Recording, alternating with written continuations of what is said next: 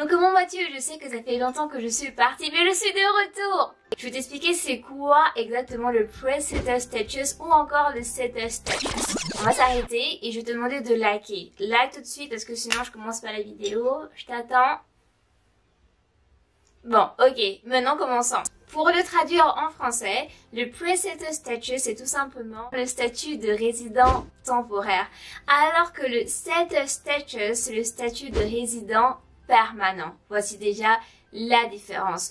Donc, depuis que les Anglais ont décidé de partir loin de l'Union Européenne, donc à cause du Brexit, toi, tu es obligé, toi parce que moi, je me considère comme une Anglaise, tu es obligé de faire une demande de visa pour venir ici en Angleterre si tu sais travailler. Donc pourquoi c'est important d'avoir ce statut? Il faut savoir que ce statut te permet d'avoir les mêmes droits qu'un citoyen britannique.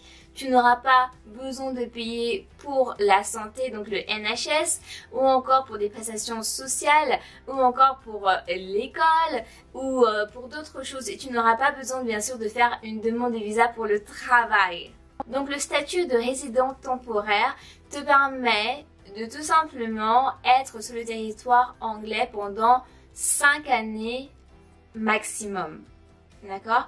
Après ces 5 années, il faut que tu fasses une demande pour demander le statut de résident permanent. Si tu as le statut temporaire, il ne faut pas que tu sors du territoire pendant plus de 6 mois. Sinon, tu perds ce statut. Donc, je vais t'expliquer clairement, parce que je sais qu'il y a beaucoup de confusion par rapport à ça. Imaginons que tu as le Pre-Settled maintenant. Tu l'as, tu es content, tu fais la fête, tu dis que ta vie va changer. Ok, et tu décides pendant, je sais pas, 2 années par exemple, de venir une fois à Londres. Donc je viens une fois en 2021 et une fois en 2022 et je fais juste des séjours de 1 semaine, voilà, 2 semaines. Dans ce cas-là, ça veut dire que ton Pre-Settled Status, tu pourras l'avoir que pendant 2 ans. À la fin de la période de 2 ans, tu perdras ce statut, tu vas le perdre. C'est fini pour toi. Et tu ne pourras pas faire de demande pour avoir un statut temporaire. Si tu es une personne qui regarde mes vidéos, tu sais alors que tu es obligé de rester en Angleterre pour une période de 5 ans. Bien sûr, tu peux sortir du territoire, mais ça doit être moins de 180 jours, donc moins de 6 mois. D'accord? Donc fais 5 mois peut-être à l'extérieur, mais il faut que tu restes 5 années consécutives parce que il faut que tes jours d'absence soient vraiment très limités. Donc si tu fais ça, tu pourras obtenir facilement bien sûr le statut permanent. Si tu ne le fais pas, tu pourras juste avoir le Pre-Settled Status seulement pendant 2 ans. Je tiens vraiment à répéter ça parce que je sais qu'il y a des personnes qui pensent que dès qu'elles ont le Pre-Settled Status, elles vont l'avoir pour l'éternité sans venir en Angleterre. Non, c'est pas comme ça. Tu as toujours des conditions. On te donne quelque chose gratuit.